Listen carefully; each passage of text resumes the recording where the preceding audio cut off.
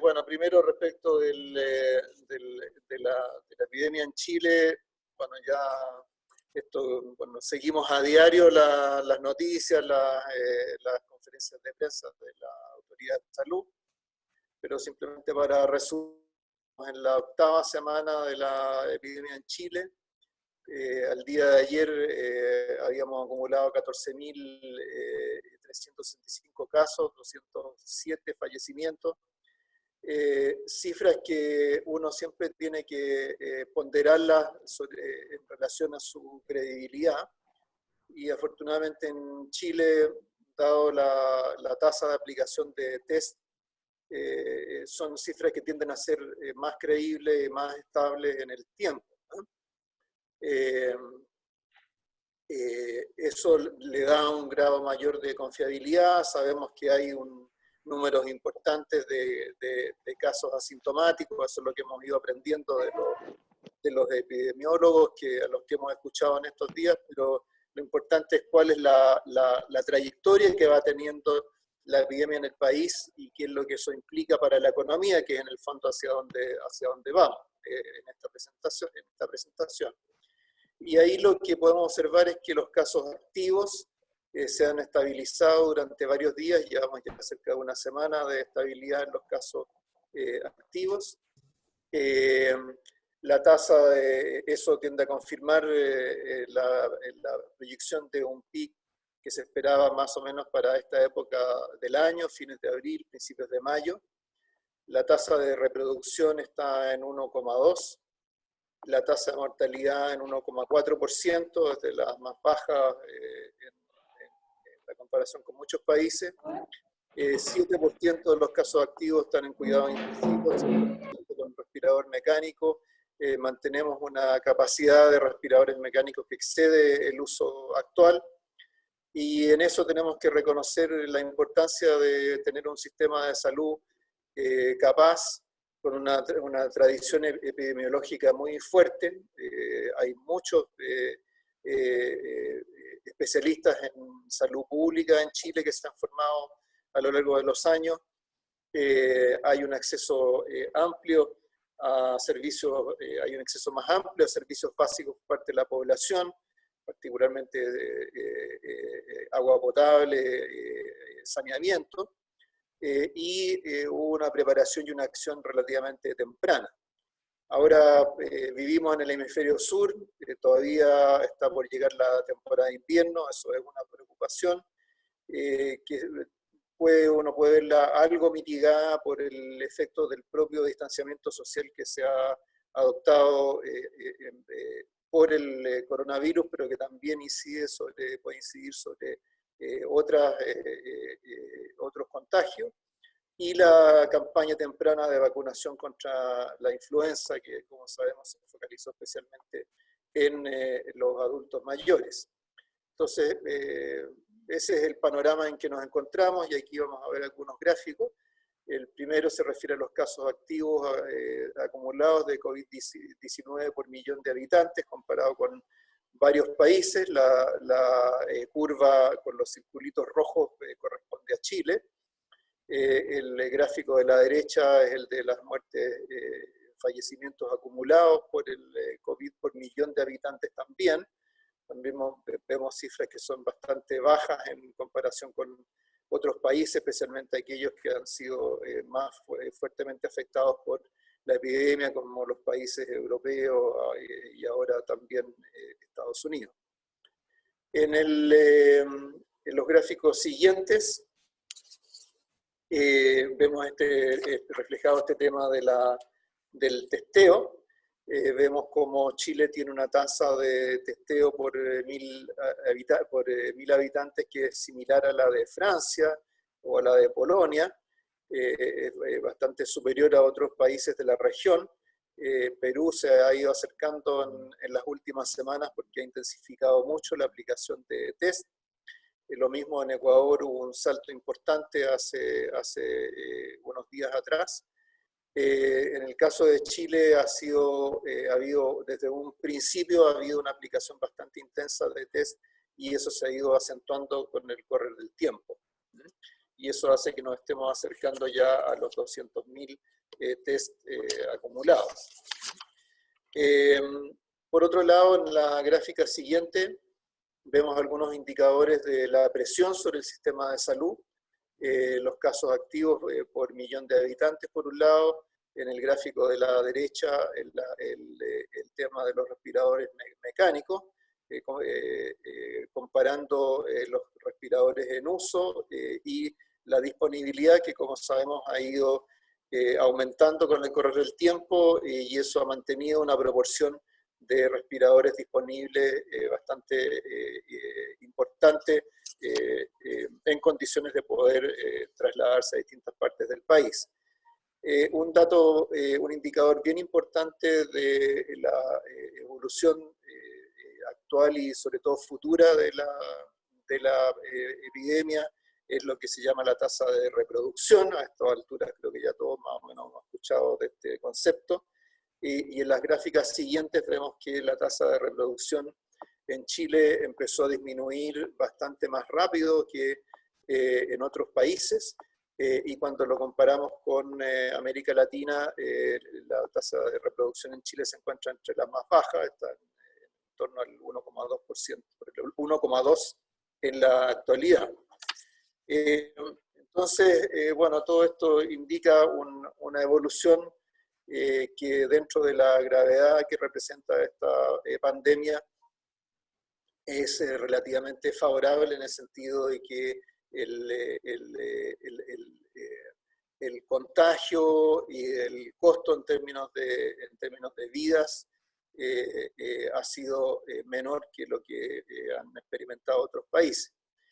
Esto tiene que ver no solamente con las capacidades del sistema de salud, sino que también con las medidas de contención no farmacológicas, como se le ha llamado. Y acá en esta lámina está listado lo que la OSD tiene en su base de datos para Chile, pero que abarcan temas de información, comunicación, reducción del riesgo de transmisión, distanciamiento social, reducir el periodo entre el inicio de los síntomas y el aislamiento, medidas de desinfección, restricciones para viajar. Estos son 6 categorías que aplica la OSD a todos los países para los cuales recopila información. Pero lo que más llama la atención en la comparación entre Chile y otros países es el hecho de que en lugar de cuarentenas nacionales, se ha optado por cuarentenas focalizadas geográficamente, y barreras sanitarias también que se concentran en ciertas zonas del país.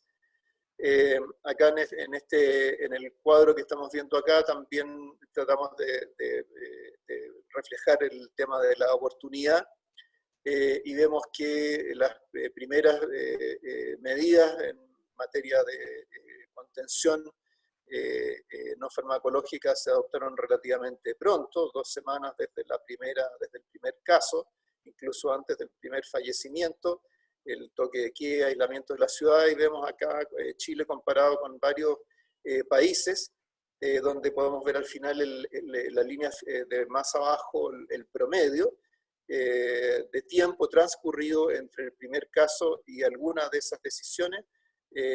Por supuesto, hay algunos países en los cuales no se ha aplicado toque de queda o donde el aislamiento ha sido distinto. Eso lo tratamos de recoger en la columna del final, pero vemos que en general en Chile se actuó más rápido que en otros países, lo cual es algo, por supuesto, positivo. En esta misma línea, y ya moviéndonos hacia el efecto sobre la economía, tenemos esta gráfica que también es de la OSD, que se refiere a cuál sería el impacto en la actividad de una cuarentena total. Entonces aquí están puestos todos los países miembros de la OSD más algunos más, y lo que determina el tamaño de estas barras es el peso de los sectores que se ven más, el peso en la economía de los sectores que se ven más afectados por las normas de distanciamiento social y particularmente por las cuarentenas.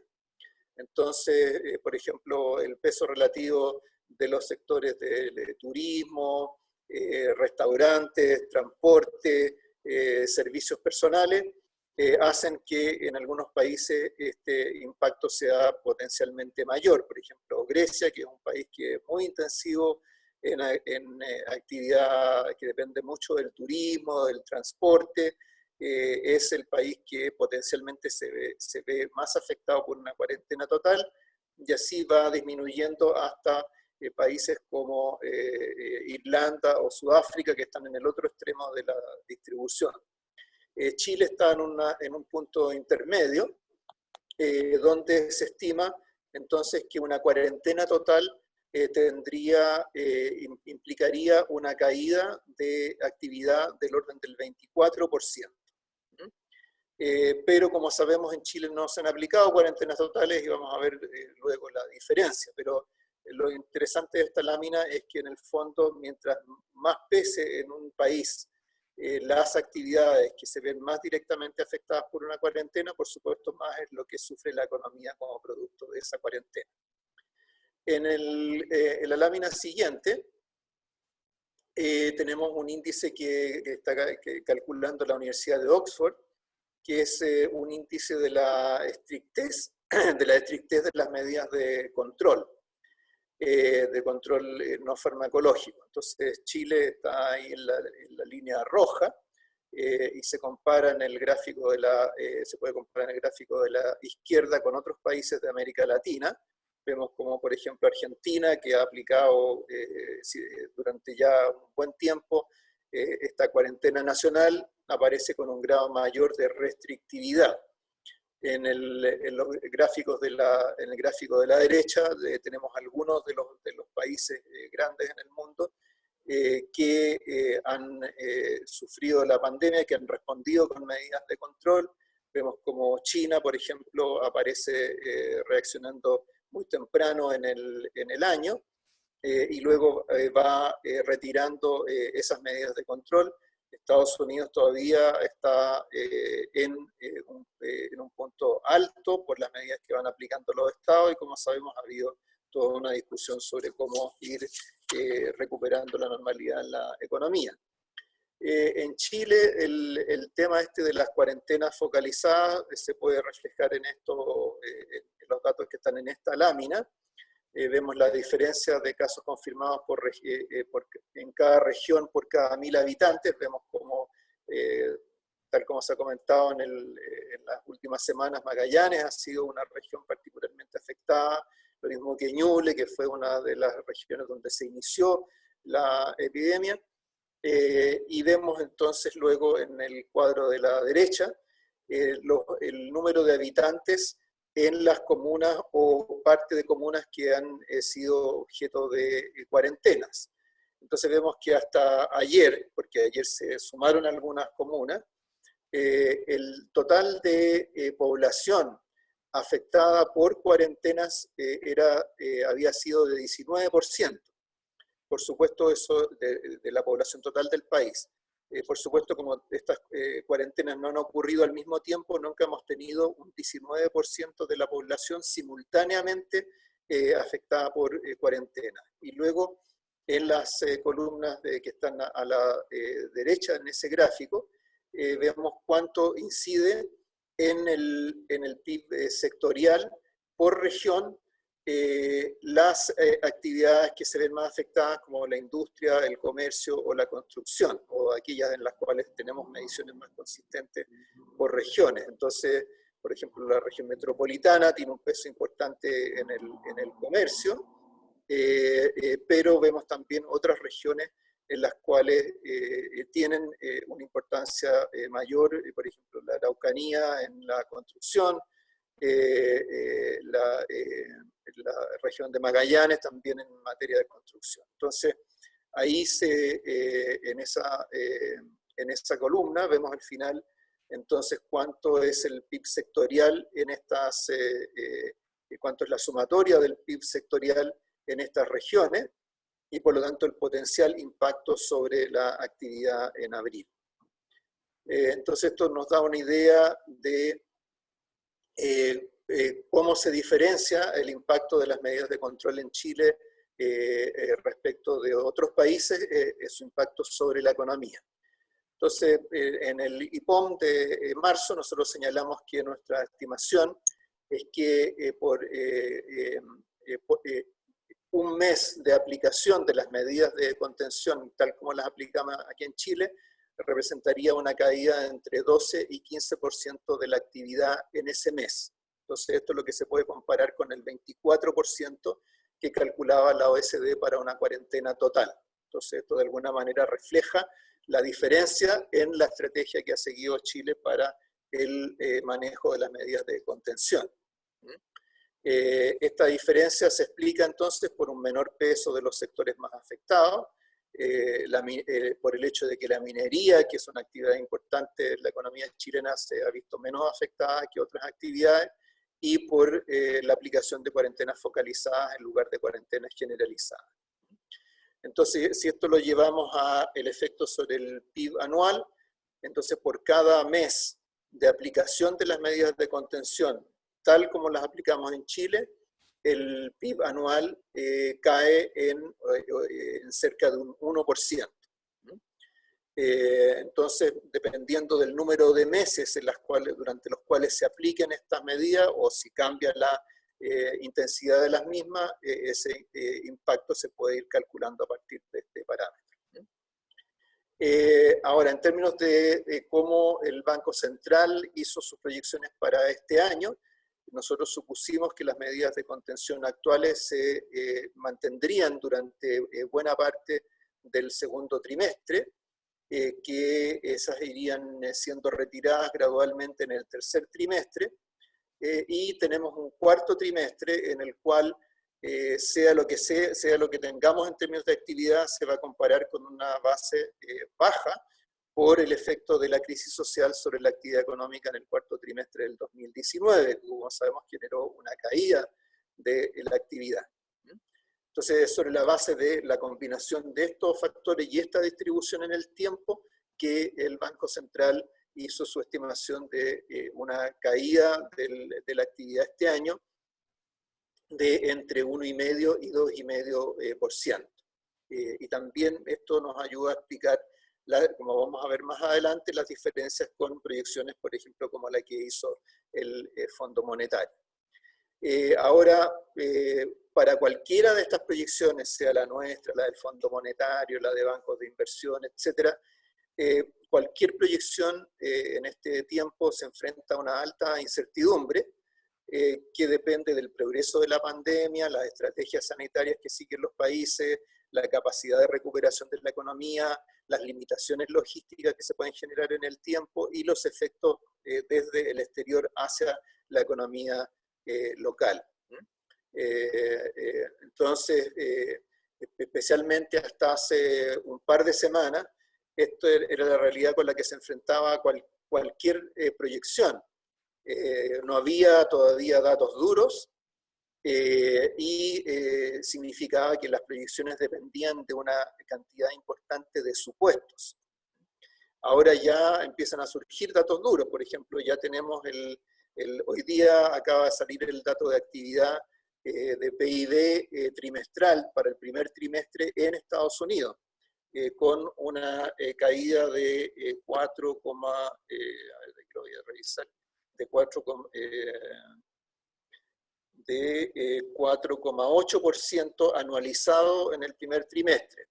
Esto significa que la actividad en el primer trimestre del 2020 comparado con el cuarto trimestre del 2019, ajustado estacionalmente y anualizado, es decir, multiplicado por 4 para todos los efectos prácticos, implica una caída del 4,8%. Y esto para un trimestre donde todavía el efecto de la crisis sanitaria y las medidas de control todavía no se aplicaban en su totalidad. O sea, enero, febrero todavía fueron relativamente normales en Estados Unidos. Entonces, eso significa que la caída en marzo fue muy fuerte. Entonces, ahora ya empezamos a tener estos datos más duros. Aquí en Chile vamos a tener el IMASEC el próximo lunes, el IMASEC de marzo. Entonces, ya vamos a empezar a recibir estadísticas que van midiendo la actividad, pero hasta este punto las proyecciones tenían que basarse mucho en supuestos sobre cómo impactaba la epidemia, las medidas de control sobre distintos sectores, cómo iba a ir evolucionando esto en el tiempo. Entonces, a medida que vayamos avanzando, vamos a ir teniendo más puntos de referencia para poder hacer proyecciones. En la lámina siguiente, luego pasamos acá ya a discutir sobre los canales de transmisión desde la economía mundial. Entonces, bueno, acá lo que proyectamos en el IPOM y lo que se ha ido viendo refrendado por muchas otras proyecciones es una recesión mundial, que significa una caída importante de la actividad en todas las regiones del mundo. O sea, esta es la primera recesión o la primera crisis que es prácticamente simultánea en todo el mundo. O sea, siempre tuvimos en otras crisis, por ejemplo, en la crisis financiera internacional, claro, impactó mucho a Estados Unidos, a Europa, pero por ejemplo China impulsó la economía del mundo con un crecimiento cercano al 10% en el 2009. Hoy día eso no está ocurriendo. China se vio afectado por la epidemia y luego se han ido viendo afectadas otras regiones del mundo, pero más o menos simultáneamente. A uno le parece que ha pasado harto tiempo, pero en realidad estamos hablando de 4 meses de este año. En la lámina siguiente están las proyecciones del Fondo Monetario para el 2020 y 2021, que proyecta caídas mayores que las que consideramos en el IPOM. El Fondo Monetario proyectó una caída de la economía mundial de 3%, casi el doble para las economías avanzadas, incluyendo Estados Unidos, la zona euro. Una caída también para las economías emergentes y en desarrollo, pese a tener cifras positivas para China y para India. Para América Latina se proyectó una caída de 5,2%. Chile se encuentra en la parte baja o menos negativa de la región, con un 4,5% similar a Perú. Pero lo que es interesante acá también es que para el 2021 el Fondo Monetario proyectaba una recuperación importante, con un crecimiento de 5,8% para la economía mundial y, por ejemplo, una aceleración muy importante en China con un crecimiento superior al 9%. En el caso nuestro, en Chile, proyecta un crecimiento de 5,3%, que es mayor a lo que tenía el Banco Central en el IPOM, porque nosotros teníamos entre 3,75% y 4,75%.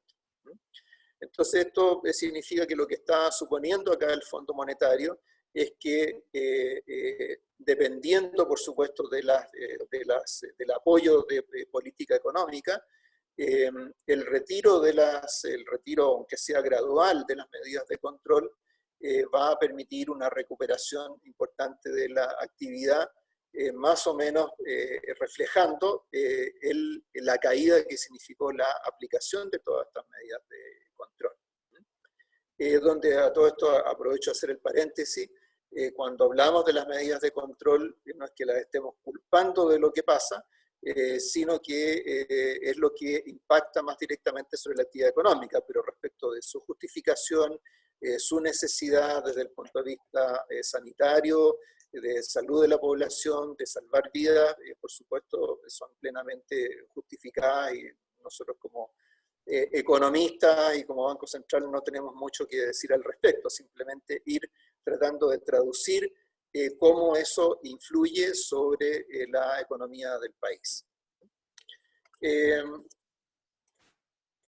Esta recesión internacional se refleja más acentuadamente sobre el comercio mundial, ¿no? Entonces acá en esta gráfica vemos cómo en general el comercio tiende a ser más variable que el PIB, porque por ejemplo el PIB tiene un componente importante de servicios y de bienes no transables que tienden a ser más estables en su provisión en el tiempo.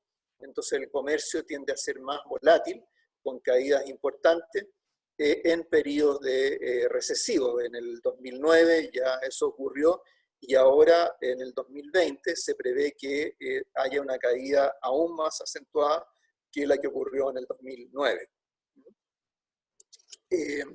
Y esto que, como mencionaba, son proyecciones que se basaban en buena medida en supuestos, ya lo estamos viendo, ya lo podemos ver reflejado en algunos indicadores concretos de actividad.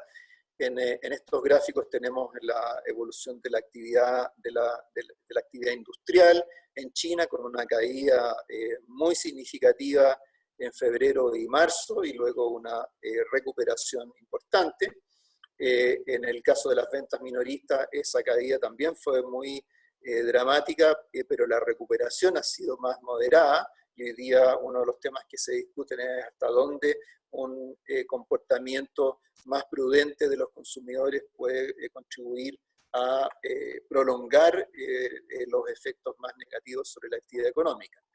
En el gráfico más a la derecha están las ventas minoristas en Estados Unidos, también con una caída bien significativa. Hemos visto los aumentos en las cifras de solicitudes de desempleo, y ahora, como decía hoy día, las cifras de PIB trimestral en su primera entrega. En la lámina siguiente vemos, por otro lado, entonces, así como teníamos como primer mecanismo de transmisión de la economía mundial hacia Chile el comercio, un segundo mecanismo de transmisión es el estrechamiento de las condiciones financieras globales. Y estas también han tenido un deterioro bien significativo. O sea, para hacer una crisis que no se origina en el sistema financiero, hay algunos indicadores que han empeorado casi tanto como lo que ocurrió durante la crisis financiera. En esta gráfica tenemos los indicadores de riesgo soberano, el ENVI global, y por otro lado el riesgo en mercados financieros que se mide por el DIEX. Entonces vemos también aquí saltos muy grandes, muy similares a los del 2009, insisto, pese a que en el 2009 fue una crisis que tuvo un origen financiero, ahora tiene parte del sector real, pero tiende a influir también sobre el sector financiero por una razón muy simple, porque la detención abrupta de actividades económicas significa que una gran cantidad de empresas dejan de percibir ingresos, empiezan a enfrentar un déficit de caja significativo. Eso influye sobre su capacidad para servir sus deudas, influye sobre el riesgo que perciben los mercados, y eso se va reflejando en este tipo de indicadores. En los dos gráficos siguientes vemos cómo eso se va materializando en indicadores para distintos países y distintos indicadores. Entonces, el primero, el gráfico de la izquierda, corresponde a tipo de cambio, paridades frente al dólar. Vemos cómo desde comienzo de año la moneda que más se ha deteriorado en esta lista es el real brasileño, que en estos últimos días se ha deteriorado aún más como producto de la crisis política en Brasil. Sudáfrica, México también han tenido caídas muy importantes de sus monedas. Chile está en una ubicación intermedia con una caída de la paridad del orden del 6,9%. Y acá es interesante, en todos estos gráficos, nosotros tenemos en la parte coloreada de las barras, tenemos el movimiento desde principio de año hasta ahora, y en las barras vacías están los movimientos que se han producido entre los extremos. Entonces vemos que, por ejemplo, países como Rusia llegaron a tener una depreciación muy significativa que después se ha moderado en el tiempo. El caso de Chile es interesante porque hubo momentos de estos meses en los cuales se produjo una apreciación.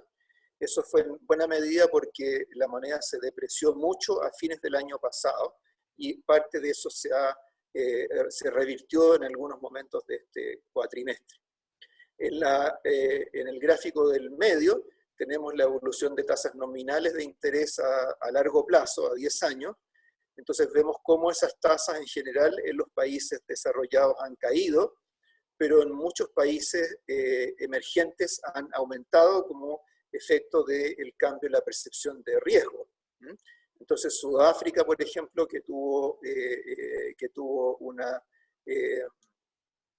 una reclasificación de riesgo hace algunas semanas, por ejemplo, ha tenido un aumento importante de sus tasas nominales de interés de 172 puntos porcentuales.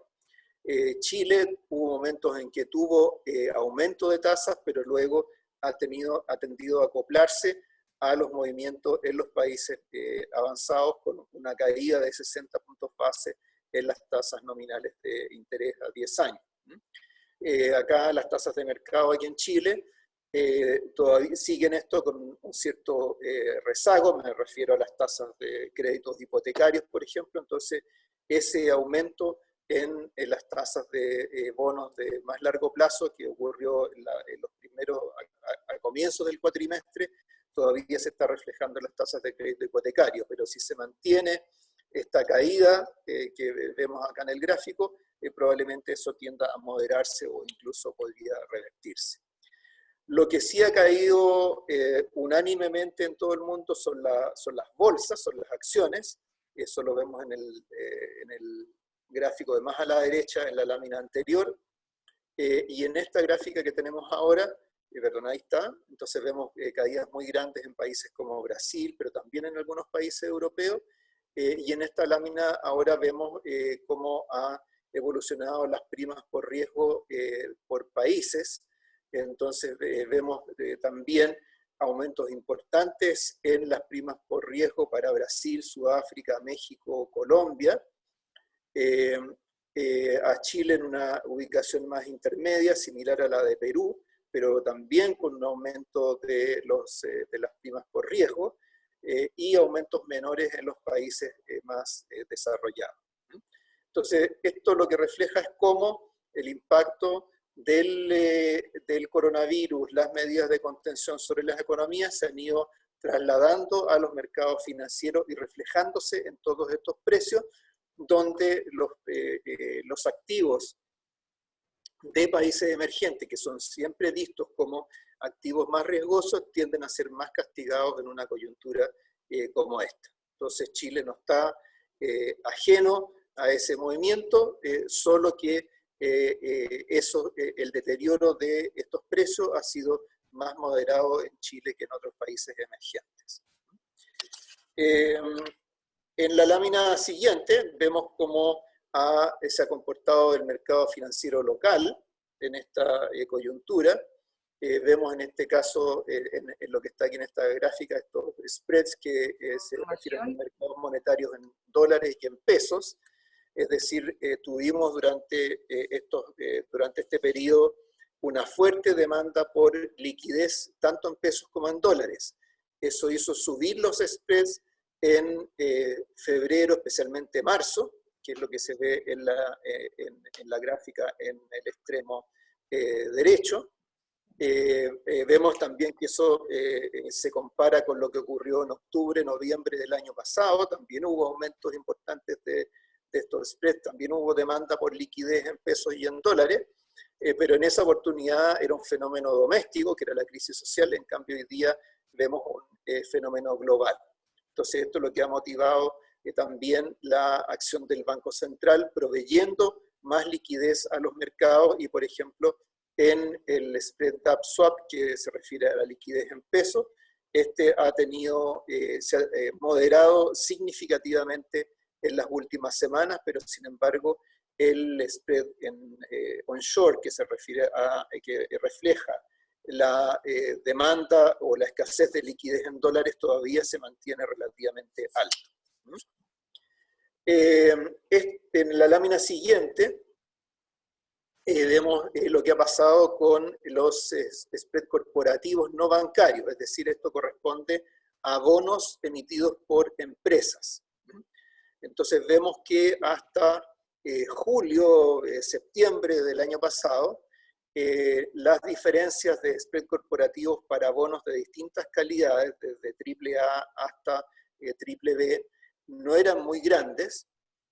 Comenzaron a diferenciarse y aumentar en general en noviembre y diciembre del año pasado, En enero, febrero se estaban moderando, pero luego en marzo estos tienen un aumento importante, aumentan los spreads corporativos en general, pero aumentan mucho más para los bonos de menor calidad crediticia. Esto ocurre porque justamente el impacto de la crisis sanitaria sobre las, se traduce directamente en disminuciones drásticas o cierre o detención de la actividad de muchas empresas. Entonces eso hace que los bonos corporativos, o sea, los bonos que emiten las empresas, tiendan a ser más castigados, a ser vistos con un mayor riesgo ahora en este escenario. En términos de en lo que se refiere a la evolución de las tasas de interés de largo plazo locales, aquí vemos más en detalle algo que había comentado antes en la comparación internacional. Acá se grafican los bonos del Banco Central en pesos, o sea, nominales o en UF. Entonces vemos que desde octubre del año pasado ha habido un aumento en las tasas de interés de esos bonos porque ha aumentado el riesgo local. Luego vemos una moderación en enero, luego vuelven a aumentar en febrero, especialmente marzo, y luego ya en abril comienzan a declinar nuevamente. Esto lo podemos comparar con lo que ha ocurrido con las tasas de interés en las economías desarrolladas. Vemos como en Estados Unidos ha habido un movimiento bastante sistemático a la baja, ha sido más volátil en Japón y en la zona euro. Pero en general no ha habido un deterioro sistemático o un aumento sistemático de las tasas de interés como el que se ha producido en los países emergentes, como lo que vivimos nosotros en marzo y que afortunadamente se ha revertido en lo más reciente, en buena medida en respuesta a las medidas que han tomado las autoridades y en este caso especialmente el Banco Central. Entonces aquí veíamos este segundo canal de transmisión que es el de los mercados financieros. El último canal de transmisión es el de las expectativas. En Chile especialmente las expectativas de las empresas tienden a responder mucho a lo que ocurre, a lo que las empresas ven que está ocurriendo en el mundo. Entonces, hemos tenido en este sentido un deterioro importante de esas expectativas medido por el INSE, el índice mensual de expectativas empresariales, que se suma a la caída que se produjo a fines del año pasado. O sea, a fines del año pasado hubo un deterioro importante de las expectativas de consumidores y de las empresas, luego hubo una recuperación en enero y febrero y seguido por nuevas caídas en lo más reciente. Ahora, nosotros como Banco Central quisimos tener una medición más directa de los cambios en las expectativas empresariales, particularmente aquellas que están más conectadas con sus decisiones de inversión y de empleo, y aplicamos una encuesta especial a las empresas que entrevistamos para el informe de percepciones de negocio. Entonces aquí vemos dos preguntas graficadas, una referida a cuáles eran las mayores preocupaciones respecto del desempeño de la empresa en los próximos 6 meses, donde lejos lo más importante son los efectos del coronavirus, seguido de la situación económica internacional, y en tercer lugar, más atrás, el desarrollo del conflicto social. Y en la gráfica de abajo están las expectativas que había en materia de dotación de personal. Entonces vemos acá más de un 30% que señalaba que disminuiría el empleo de manera importante, alrededor de un 45% que indicaba que lo haría pero de manera más moderada, más leve, y solo un 25% que señalaba que no se modificaría. Eso ya lo hemos visto, lo hemos ido viendo reflejado en las solicitudes de seguro de cesantía en las últimas semanas y luego, por supuesto, con la aplicación de la Ley de Protección del Empleo. Entonces acá, frente a un shock de estas características, un shock muy fuerte, muy repentino, las respuestas de política económica pasan a tener una importancia trascendental. Podemos decir que en términos generales, lo que hoy día se está haciendo en el mundo en términos de política fiscal y política monetaria es mayor que lo que se hizo durante la crisis financiera internacional, pese a que fue en aquella época que surgió el alivio cuantitativo como una manera de intensificar la orientación expansiva de la política monetaria, hubo cambios regulatorios, hubo algunos países que pudieron actuar más proactivamente a través de la política fiscal, pero lo que hoy día tenemos es mayor en el mundo que lo que se hizo en esa época. Y en Chile no es una excepción. En Chile lo que se está haciendo en este momento en términos de política fiscal, crediticia y de apoyo a los mercados también es más intenso y ha sido más rápido que lo que se hizo durante la crisis financiera internacional. De hecho, aquí en Chile las primeras medidas se tomaron dentro de 2 semanas desde el primer caso de COVID-19 y desde un principio las prioridades han estado orientadas a tratar de mantener los ingresos de los hogares o compensar la pérdida de ingresos que por efectos de la pérdida del empleo, el cierre de empresas, trabajadores que sus ingresos estaban compuestos de una proporción importante por comisiones, también se ven reducidos. Entonces, el compensar, aunque sea parcialmente eso, ha sido una prioridad. En segundo lugar, se ha tratado de reducir las brechas de caja de las empresas y buscar modos de financiar las necesidades de caja que aún se mantienen y reducir el costo de los ajustes en los mercados. Es decir, tratar de reducir las fricciones en los mercados a medida que se van ajustando a esta nueva realidad. Y es así como se han articulado respuestas en 3 áreas: política fiscal convencional, medidas tributarias, de gasto, transferencia, apoyo crediticio y mercado financiero. Y en cada una de estas áreas, cuando cuantificamos la respuesta de Chile, la vamos a encontrar ubicada entre lo que han hecho las economías más avanzadas y lo que han hecho países emergentes. Es decir, aquí en Chile hemos hemos invertido más recursos en estas 3 áreas que lo que han hecho en general países emergentes, pero menos que lo que han hecho países desarrollados que tienen el respaldo de emitir divisas de curso internacional, que por supuesto no es la situación nuestra. Se ha intensificado la coordinación entre el gobierno, el Banco Central y los reguladores. Hay todavía muchas medidas que están en fase de implementación. Por ejemplo, ayer se dijo que hoy día empezaban a entregarse los créditos COVID-19 a las empresas y hay trabajo en curso para abordar desafíos pendientes. Todavía no hay una respuesta bien elaborada para las empresas más grandes. Todavía hay que ver qué es lo que ocurre con las instituciones financieras no bancarias que canalizan crédito hacia consumidores o hacia empresas. Acá en este cuadro ilustramos el tema de la oportunidad. Entonces vemos que desde el primer caso de COVID-19 pasaron 9 días hasta que el Banco Central adoptó sus primeras medidas.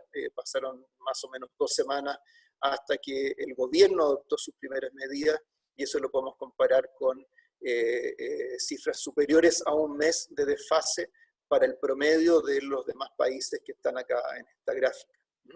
Entonces hemos actuado con mayor rapidez. La lámina siguiente se refiere a la magnitud de lo que se ha hecho. Entonces vemos que en Chile los planes fiscales en respuesta al COVID-19 equivalían a algo menos de un 5% del producto, mientras que las medidas del lado monetario equivalen más o menos a un 17% del producto, donde lo vamos a ver a continuación, la facilidad de crédito condicionada al incremento de las colocaciones ocupa un lugar bien importante. Esto es menor, por ejemplo, que lo que se ha hecho en el Reino Unido, en España o en Alemania en el ámbito fiscal, pero es bastante mayor que lo que se ha hecho en Brasil, Colombia o en Rusia. Incluso del lado monetario nos comparamos favorablemente con países como Australia o como Corea o incluso como el propio Estados Unidos. El detalle de estas medidas viene en las láminas siguientes. Las medidas fiscales incluyen un componente importante, ha sido la ley de protección del empleo. Ha habido apoyo al flujo de caja del sistema productivo por el lado tributario y por el lado de aceleración del pago de facturas de los proveedores del Estado. Apoyo a los ingresos familiares, aquí está el primer bono COVID, pero luego en el punto 4 está ya el fondo de 2.000 millones de dólares que se anunció para financiar apoyo a las familias de menores recursos y para los trabajadores independientes. Y por último, el reforzamiento del presupuesto de salud. Entonces, todo eso suma alrededor de 12.000 millones de dólares, que es aproximadamente un 5% del producto. En la lámina siguiente, vemos las medidas que se han tomado de apoyo al crédito. Entonces, aquí es donde está esta facilidad de crédito condicional al incremento de colocaciones del Banco Central. Esto ha sido una innovación importante que se ha adoptado aquí en Chile. Tradicionalmente, cuando había problemas de liquidez en la economía, el Banco Central ofrecía liquidez a los bancos de corto plazo o de mediano plazo, pero en este caso no solamente se ha ofrecido liquidez de mediano plazo, sino que ese crédito hacia los bancos se ha condicionado al aumento de las colocaciones, es decir, es fondos que se entregan a los bancos a la TPM, pero con el propósito de que esos fondos luego los bancos los presten a las empresas y a las personas. Entonces, para esto se diseñó una fórmula donde hay un monto inicial de esta línea que no es condicional, que era del orden de los 4.800 millones de dólares, pero luego viene una línea adicional, que es la que es condicionada al aumento de colocaciones, que tiene un margen para expandirse hasta los 19.200 millones de dólares. Entonces esto, como apoyo al crédito, es muy significativo en términos de recursos. A eso se agrega la capitalización de Banco Estado que hizo el gobierno, la rebaja del impuesto de timbre y estampilla a las operaciones de crédito y la capitalización del FOGAPE para entregar mayores garantías del Estado. Y todo esto suma 28.000 millones de dólares, que es una cifra superior al 10% del producto. Y por último, tenemos un tercer conjunto de medidas que tiene que ver con apoyar el funcionamiento de los mercados financieros. Esto tiene que ver con entregar más liquidez a los mercados, permitir ajustar, facilitar el ajuste de portafolio y por esa vía reducir los costos que tiene para la economía en su conjunto esta adecuación de los portafolios de los fondos mutuos, de las compañías de seguros, los bancos, los fondos de pensiones.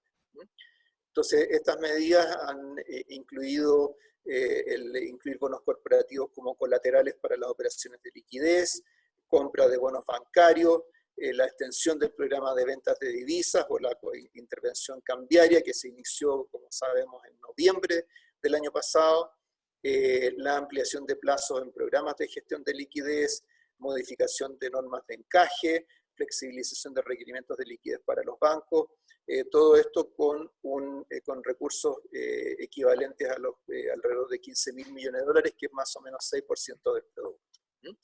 Entonces, esto sumado a lo anterior es lo que da el 17% del producto que veíamos en el cuadro comparativo, y en este cuadro que estamos viendo acá vemos cómo van avanzando estas medidas, porque las cifras que yo citaba recién tienen que ver con los topes que se definieron para una serie de estos instrumentos, y aquí vemos cuánto se ha utilizado hasta ahora, y cuánto todavía queda disponible. Entonces, por ejemplo, en el caso del FSIC, esta facilidad de crédito condicional, el monto total del programa es de 24.000 millones de dólares. Hasta ahora se ha entregado 6.700 millones de dólares y todavía quedarían 17.000 para distribuirse. Esto, por supuesto, el Banco Central no lo regala, lo presta, pero lo presta a la tasa de política monetaria. Entre hoy día y mañana vamos a tener novedades respecto del uso de la demanda adicional por FSIC, porque corresponde ahora un segundo ciclo de asignación de estos recursos. Entonces, con eso tenemos una visión de lo que han sido estas medidas de política económica. Entonces, estas son bien importantes para efectos de las proyecciones. O sea, sería muy distinto el panorama de la economía si simplemente se hubiera optado por lo que hace muchos años atrás se llamaba ajuste automático, versus tomar decisiones e intervenir en una serie de planos con los instrumentos fiscales, monetarios, regulatorios que tenemos hoy día en Chile. Entonces eso influye bastante sobre cómo se puede proyectar el comportamiento de la economía. Esto corresponde fundamentalmente a datos del IPOM. Nosotros proyectábamos un deterioro de los términos de intercambio en el 2020 como producto de la caída del precio del cobre, que se ha producido en toda esta coyuntura. Pero el precio del petróleo también ha tenido una caída importante. Entonces, el deterioro del intercambio para Chile no es tan grande y es posible que de prevalecer los precios actuales, tanto para el cobre como para el petróleo, quizás esta caída de términos de intercambio ya ni siquiera va a ocurrir. Entonces, en el gráfico de la izquierda están los términos de intercambio, en el gráfico de la derecha la evolución de los precios de las materias primas, particularmente cobre y petróleo en sus dos precios de referencia. Para la economía mundial, que está en la lámina siguiente, estas son las cifras que incluía el IPOM. Aquí nosotros proyectábamos una recesión, pero más moderada que la que proyectó el Fondo Monetario. Nosotros contemplamos una caída de actividad de los socios comerciales del orden del 0,1%, y para la economía mundial del 0,2%, cuando ahora el Fondo Monetario tiene una proyección de 3%, con los matices que mencionaba hace un momento. Para el 2021 se proyectaba una recuperación que continuaría el 2022. Entonces, ¿eso en qué se traduce para Chile? Se traduce en un ajuste muy importante en las proyecciones de crecimiento. O sea, pasamos de un rango de 0,5 a 1,5% que dábamos en el IPOM de diciembre, a un rango entre menos 2,5 y menos 1,5 en el IPOM de marzo. Para el 2021 proyectábamos una recuperación mayor, es decir, un crecimiento comparado con el 2020 mayor, dado que el 2020 va a ser muy bajo, y luego una convergencia hacia las cifras de crecimiento tendencial de mediano plazo en el 2022. Pero como se destaca ahí en ese cuadrito rosado, estas son unas proyecciones que se elaboraron en un entorno de incertidumbre mucho mayor, muy importante, mayor que el que ya teníamos en diciembre, que estaba marcado por la crisis social. O sea, ya teníamos algo de incertidumbre, ahora teníamos más. Ahora, ¿qué es lo que cómo se llega a estas cifras de crecimiento? Bueno, yo mencionaba algo por el lado de los sectores productivos. Por el lado de la demanda, nosotros proyectábamos una caída importante de la inversión, una caída del orden del 8,5%, después de haber proyectado crecimiento hasta el IPOM de septiembre del año pasado. En diciembre ya pasamos a cifras negativas, ya se proyectaba una caída de la inversión como producto de la crisis social, pero ahora tenemos una proyección aún más negativa, especialmente porque grandes proyectos de inversión en el sector minero han sido suspendidos producto de la crisis sanitaria.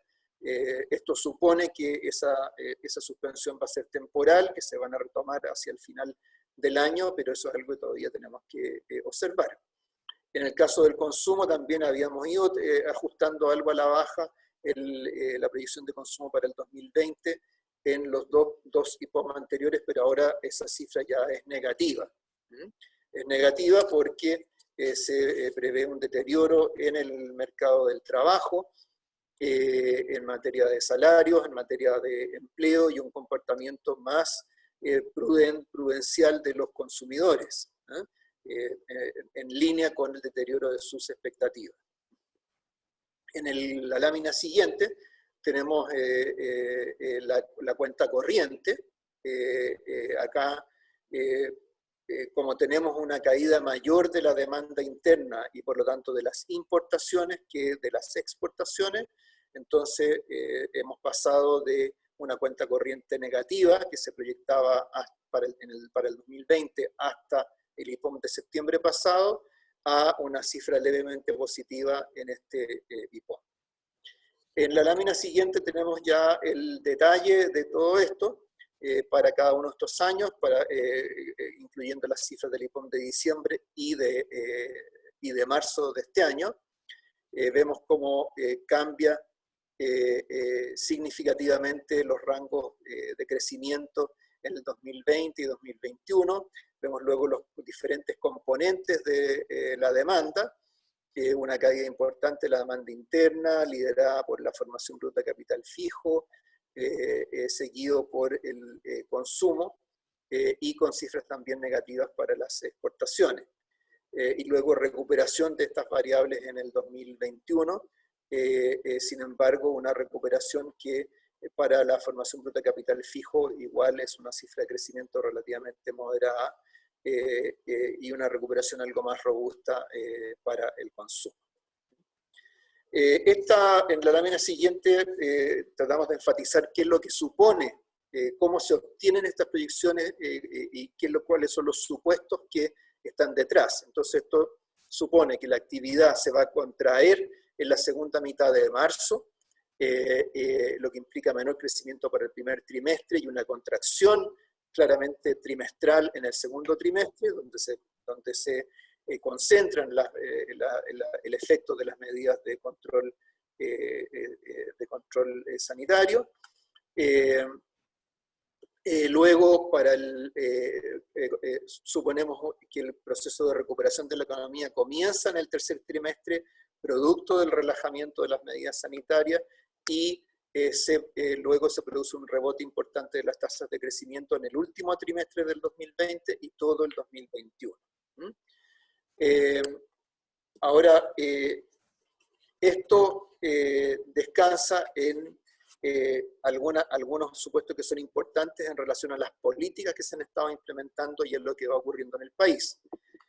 Supone, en primer lugar, que la mayoría de las empresas y los trabajadores van a ser capaces de retomar sus actividades a medida que se controla la expansión del virus. Esto significa evitar que frente a este shock se produzca una oleada de quiebras y una oleada de despidos masivos. Por eso es que se han aplicado las medidas que se han aplicado, especialmente en materia de necesidad de financiamiento. Entonces, también supone que el crédito fluye hacia las empresas en función de la provisión de liquidez que estaba entregando el Banco Central, las garantías que ha estado dando el fisco para esos créditos. Supone también que los grandes proyectos de inversión retomen su normal desarrollo en la segunda mitad del año y que el encauzamiento institucional de la crisis social, vale decir, el proceso constitucional, reduzca la incertidumbre y evite nuevos episodios de violencia, porque después de tener un shock importante en el último trimestre del año pasado, otro en el segundo trimestre de este año, tener un tercero en lo que sigue del año, la verdad es que sería extremadamente grave y extremadamente dañino para todo el país. Y creo que hoy día, creo que nos hemos ido dando cuenta que frente a shocks extremos a la economía, junto con la economía se afectan las personas, se afectan las empresas, se afectan los empleos. O sea, la idea de que en Chile podíamos ser indemnes y que las empresas eran capaces de resistir cualquier cosa, creo que ahora estamos viendo claramente que eso no es así. Y eso es lo que tenemos que retener en nuestra cabeza a medida que vamos avanzando en el año. Ahora, estas proyecciones que yo he explicado hasta ahora son las del Banco Central. El Fondo Monetario tenía proyecciones más negativas para Chile, con una caída del 4,5% este año, un crecimiento del 5,3% del 2021. Esta era una contracción que se inscribía en un contexto de grandes caídas de actividad en todos los países y regiones. De hecho, la caída estimada del PIB para Chile era más moderada que la que proyectaba el Fondo para Países Avanzados y el promedio de América Latina, y se anticipaba una recuperación relativamente robusta. Esto no era totalmente ajeno a los ejercicios que hicimos para el IPOM. En el IPOM incluimos escenarios de sensibilidad más adversos, por ejemplo, en casos de que la epidemia o los efectos de la epidemia se prolongaran durante más tiempo, tanto en el mundo como en Chile, y eso en el IPOM, dado que el IPOM, las proyecciones del IPOM tienen como propósito calibrar o explicar la respuesta de política monetaria, la implicancia de esto era que deberíamos mantener la tasa de política monetaria en el mínimo histórico en el cual está ahora, el mínimo técnico en el que estamos, durante más tiempo, y deberíamos intensificar algunas de las medidas adicionales de apoyo a la liquidez y al funcionamiento de los mercados. Entonces eso nos lleva ya a las decisiones de política monetaria. Como sabemos, en Chile la política monetaria, el marco de la política monetaria es un marco de metas de inflación, por lo tanto es importante cómo proyectamos el comportamiento de la inflación en el tiempo. Eso está en la lámina siguiente. Vemos las proyecciones de inflación total y de inflación sin alimentos y energía, que es lo que tomamos como un proxy de la inflación subyacente. Entonces vemos que las proyecciones de inflación son menores que las que fueron menores en el IPOM de marzo que las que teníamos en el IPOM de diciembre. Y eso demandaba entonces una respuesta de política monetaria más expansiva. Eso es lo que llevó al Consejo del Banco Central, como vemos en la lámina siguiente, a reducir la tasa de política monetaria en dos decisiones consecutivas en marzo.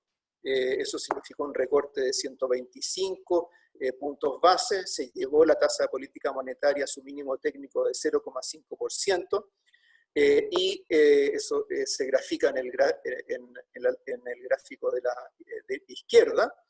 Vemos que estamos en el mismo nivel de tasa de política monetaria que tuvimos durante la crisis financiera internacional, y además que la tasa de política monetaria real, es decir, deflactada por la inflación en Chile, es la más baja de los países emergentes con los que nos comparamos en el gráfico de la derecha, e inclusive algunos países desarrollados que tienen una estructura productiva más intensiva en recursos naturales, como son Australia o Nueva Zelanda. Entonces, en estos momentos, la política monetaria en Chile está siendo todo lo expansiva que ha podido ser históricamente, y es la más expansiva de países con economías que tienen alguna similitud. Entonces eso nos da una idea del esfuerzo que se está haciendo desde la política monetaria para ayudar a contener, a moderar el deterioro de la actividad, de la brecha de actividad y el impacto que esto tiene sobre la inflación. En el IPOM de marzo quisimos hacer un esfuerzo adicional en términos de comunicar la trayectoria futura de la política monetaria. A eso le llamamos este corredor de tasa de política monetaria, que nos refleja trayectorias de la TPM que son compatibles con alcanzar la meta de inflación al final del periodo. Vemos que ese corredor es bastante estrecho al comienzo, indicando que tenemos que mantener tasas de interés muy expansivas, pero además el Consejo señaló que dentro de este corredor, dado el balance de riesgo, se iba a mantener en el piso del corredor, es decir, se iba a mantener y va a mantener la tasa de política monetaria en torno al 0,5% durante un tiempo prolongado. Y eso en buena medida se debe a que, como se ve en la lámina siguiente, el balance de riesgos para la actividad lo vemos sesgado a la baja en el corto plazo. Es decir, hay más riesgo que la actividad se deteriore en el corto plazo que riesgo o probabilidad de que sea algo mejor de lo que estábamos proyectando. Y eso ocurre por posibilidades de que el control de la emergencia sanitaria y las medidas de contención a nivel internacional se prolonguen más de lo previsto, o que las necesidades financieras de las empresas o hogares no sean completamente satisfechas por la oferta de crédito. Entonces todo eso requeriría una política monetaria que se mantenga así de expansiva durante más tiempo y haciendo un uso más intensivo de medidas no convencionales. Por lo tanto, vamos a tener política expansiva, monetaria expansiva durante bastante tiempo. Eso nos está ayudando a contener el deterioro de la actividad y de la demanda. Eso se está complementando con medidas no tradicionales, estas medidas de provisión extraordinaria de liquidez. Hay además un apoyo de la política fiscal que también es expansiva.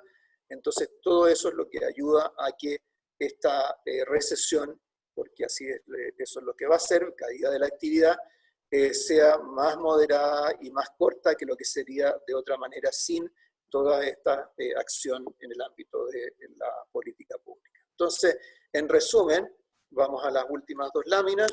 El COVID-19 provocó un grave shock sobre la economía chilena, que se explica por efectos indirectos de lo que ocurre en el resto del mundo y por el impacto de la propia emergencia sanitaria en el país.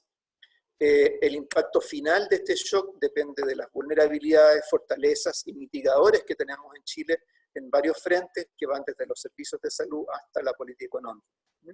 Entre las vulnerabilidades está el hecho de ser un país emergente con recursos limitados y tener una economía y una sociedad muy desigual.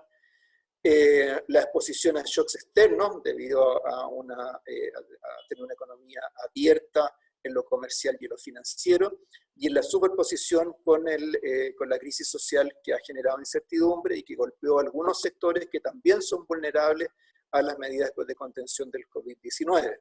Esas son nuestras vulnerabilidades.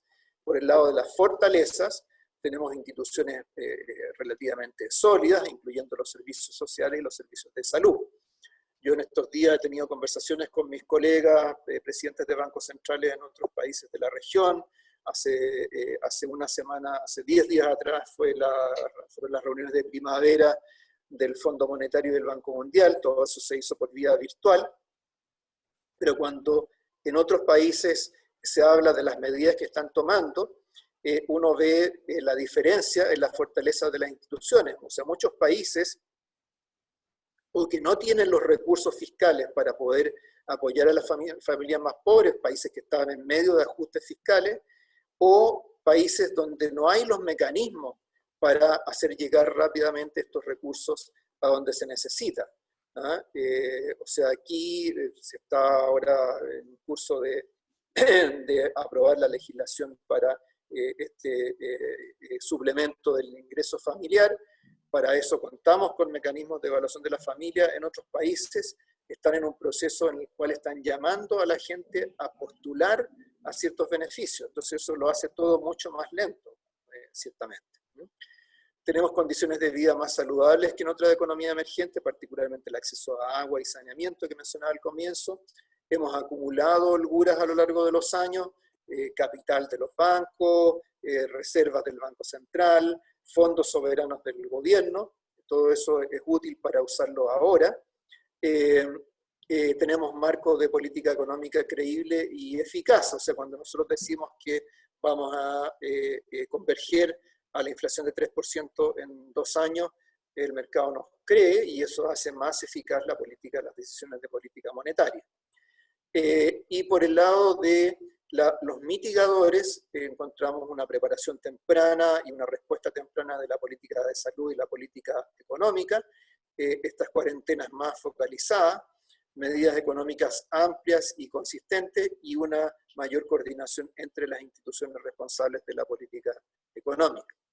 Esta combinación de factores entonces explica que hayamos tenido los avances que hemos tenido en el control de la epidemia, un deterioro más limitado de la economía, mejores perspectivas de recuperación y un tratamiento menos negativo de los mercados. Pero todo esto, por supuesto, es en un mar de cifras negativas.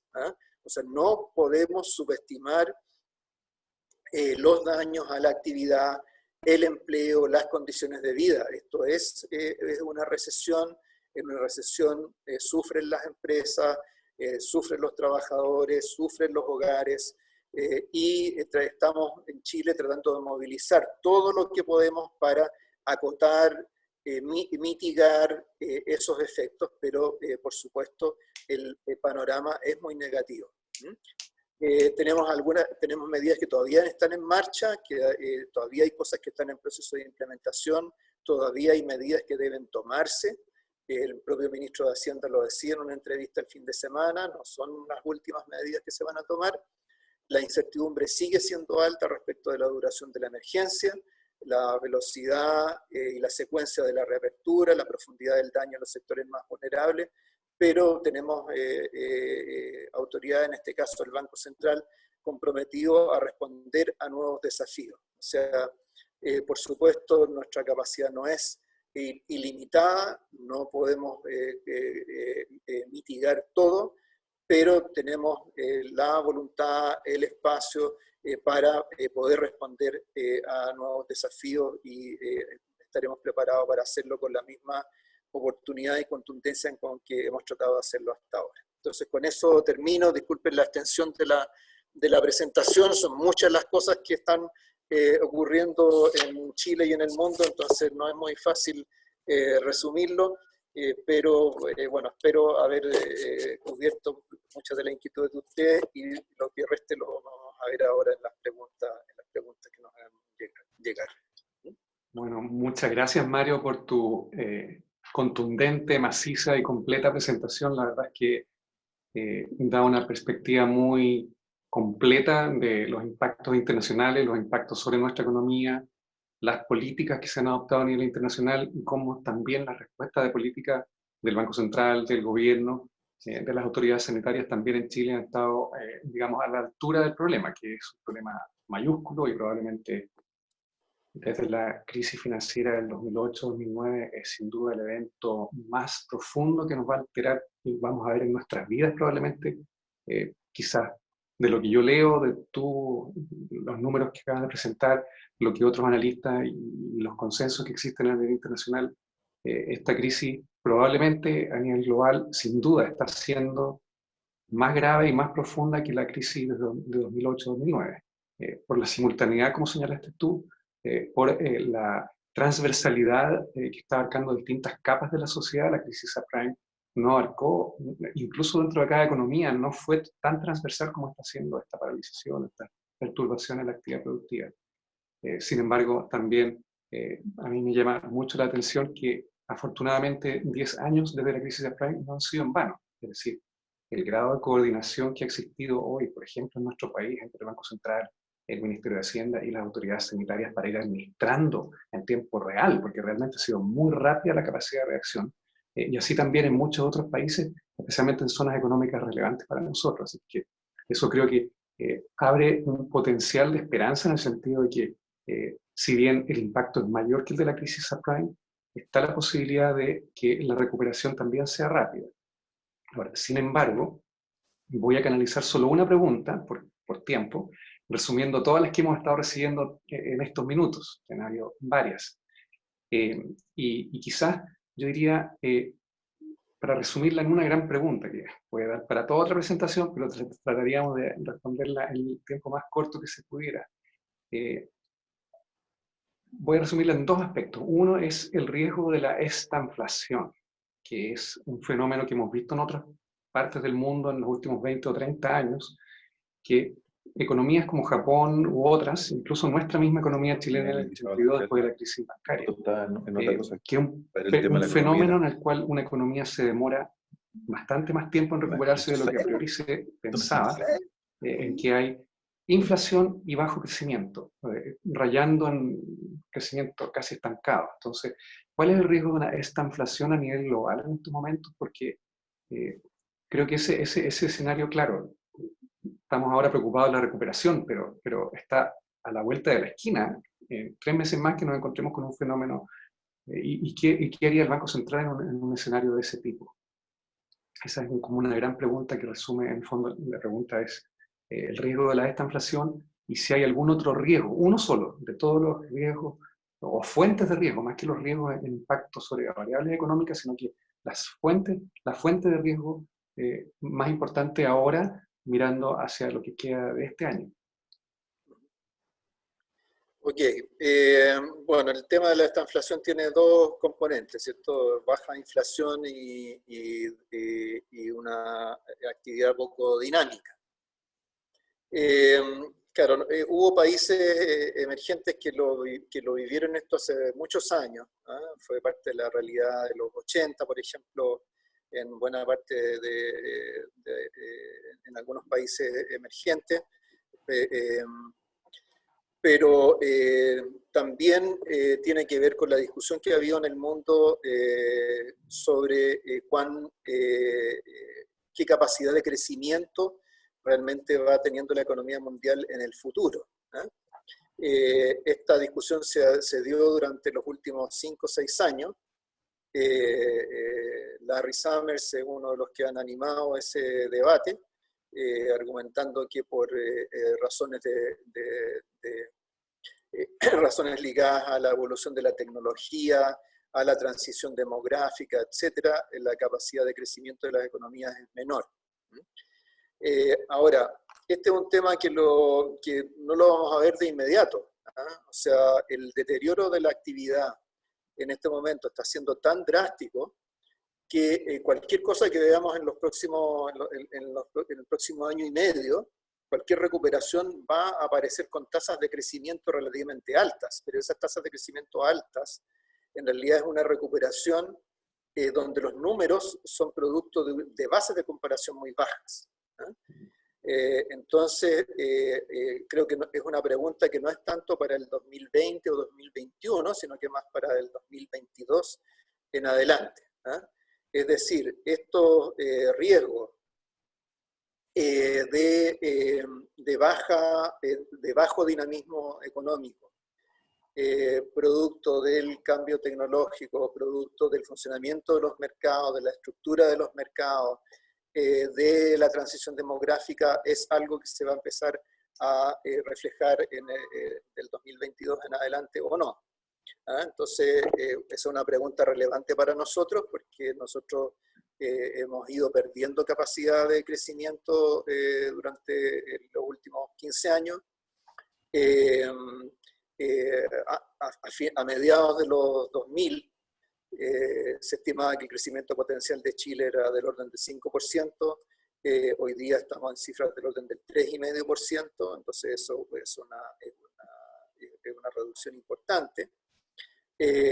Tuvimos algún espacio para ganar potencial de crecimiento con el efecto de la inmigración a Chile, pero ese proceso parece ya haber concluido. O sea, hoy día ya los flujos migratorios son muchísimo menores, tanto por la crisis social como luego por la crisis del COVID, el cierre de las fronteras, etc. Entonces, el hecho de que hayamos tenido un crecimiento de la productividad relativamente bajo en los últimos años, del orden del promedio del 1% hasta hace unos 3 años atrás, y después todavía algo menos, debe ser un tema de preocupación. Ahora, esos son temas que tienen más que ver con la capacidad productiva de la economía y las políticas que tienen que ver con eso. Son políticas que no caen dentro del ámbito del Banco Central. Los bancos centrales operan dentro de horizontes de 2, 3 años, se preocupan de los ciclos económicos, se preocupan de cuánto nos apartamos de una trayectoria de crecimiento, pero no cuál trayectoria es esa. Entonces, temas que se han discutido aquí en Chile sobre diversificación productiva, inversión en capital humano, innovación, penetración de nuevas tecnologías, etcétera. Todo eso pasa a ser muy importante para los próximos años. Y el hecho de que vayamos a tener este año, el próximo año, tasas bajas de inversión, representan un riesgo en ese sentido, porque es a través de la inversión que se van incorporando las nuevas tecnologías. Las nuevas tecnologías no llegan solas, llegan cuando hay alguna inversión o hay alguna innovación en términos de organización del proceso productivo, de las empresas, de las cadenas logísticas, etc. ¿no? Entonces no deberíamos olvidar que tenemos ese desafío. Vamos a estar tratando con temas muy graves, urgentes en el corto plazo, pero nuestra capacidad de crecimiento también es un tema relevante hacia el futuro, ¿no? Especialmente cuando queremos resolver muchos problemas sociales que traíamos acumulados hasta ahora y que en algunos casos se agravan en esta coyuntura, ¿no? Entonces hay ahí hay un desafío que tenemos como país. Ahora, por supuesto, es muy distinto enfrentar ese desafío a continuación de una depresión profunda que hacerlo después de una recesión moderada. ¿Ah? Entonces, el hecho de que estemos aplicando toda nuestra capacidad hoy día para moderar este shock recesivo también nos ayuda a enfrentar mejor el futuro. Bien, muchas gracias Mario por tu comentario, la respuesta que nos diste en esta pregunta. Hay muchas otras preguntas, te imaginarás, que surgen, Yo lo he pero... ido viendo aparecer aquí en el Sí. chat. Así que hay otros comentarios y Así que te preguntas agradecemos a ti, les interesantes. pedimos disculpas a quienes no podemos responder todo por restricción de tiempo y bueno, muchas gracias a todos por unirse a esta videoconferencia, gracias a ti Mario por tu tiempo y el gran aporte que has hecho para ilustrar lo que estamos viviendo. Muchas gracias nuevamente. Nos Gracias vemos. a la UDD nuevamente y a todos los que participantes en esta videoconferencia. Gracias por su atención y su paciencia. Nos vemos, que esté muy bien, que tenga un muy buen día. Gracias. Muchas gracias a todos por conectarse, por acompañarnos esta mañana. Queremos dejarle antes que se vayan, si es que pueden contestar una breve encuesta con respecto a las actividades de nuestra facultad. Muchas gracias.